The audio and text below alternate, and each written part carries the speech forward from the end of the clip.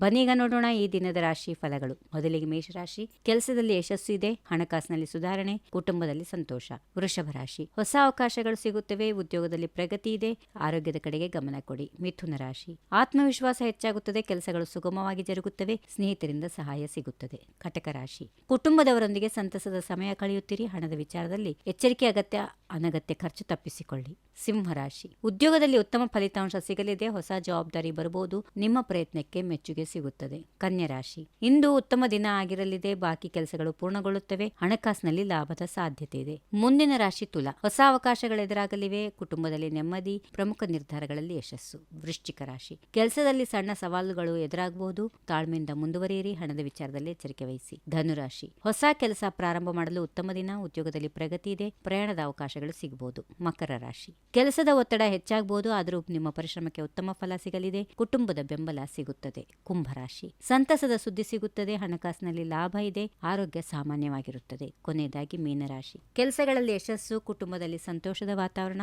ಹೊಸ ಅವಕಾಶಗಳು ಬರುತ್ತವೆ. ಹೀಗಿವೆ ಈ ದಿನದ ರಾಶಿಫಲ. ಸರ್ವರಿಗೆ ಶುಭವಾಗಲಿ. ಶುಭ ದಿನ. ನಮಸ್ಕಾರ. If you like this video, ಬೇಗ ಲೈಕ್ ಮಾಡಿ, ಕಾಮೆಂಟ್ ಮಾಡಿ, ಶೇರ್ ಮಾಡಿ ಹಾಗೂ ಯೋಯೋ ಟಿವಿ ಕನ್ನಡವನ್ನು ಸಬ್ಸ್ಕ್ರೈಬ್ ಮಾಡಿ.